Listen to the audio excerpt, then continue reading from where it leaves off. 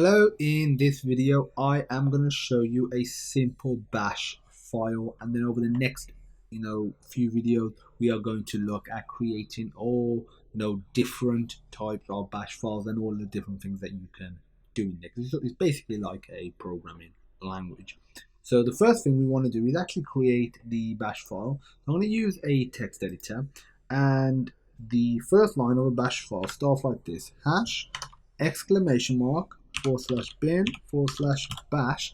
And what this line is basically doing, it is telling the command, or when the command is run, where the actual essentially shell is located. So it is located at the root, bin, and then in bash. So technically you could use some other form of shell as well. The reason you'll probably see bin and bash, this one always used, is because pretty much on every Unix distro out there, this bash shell is available.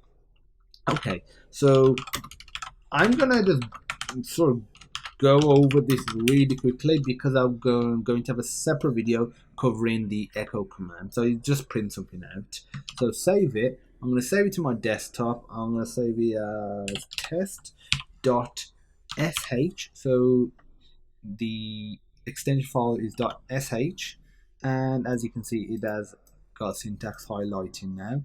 And now if I go to my terminal, cd to the desktop, and if I list everything there, we got test.sh. Remember we can run it by putting bash test.sh, and it says hello world. So the first line is not run. The first line is there saying what shell is to be used.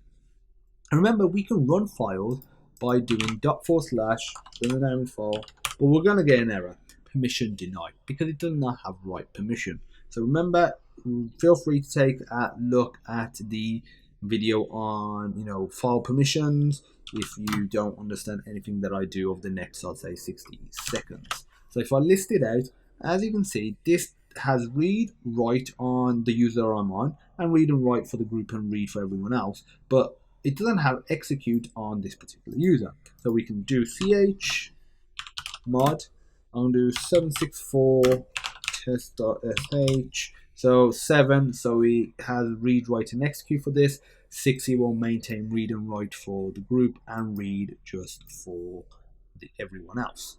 So now if I list it out, as you can see, we got the X now, execute. If I do bash test.sh, still working normal way. And if I do /, it prints it out as well. So that is the structure of a basic bash file. If you have any questions, feel free to pop me a message. And as usual, I look forward to seeing you in the next video.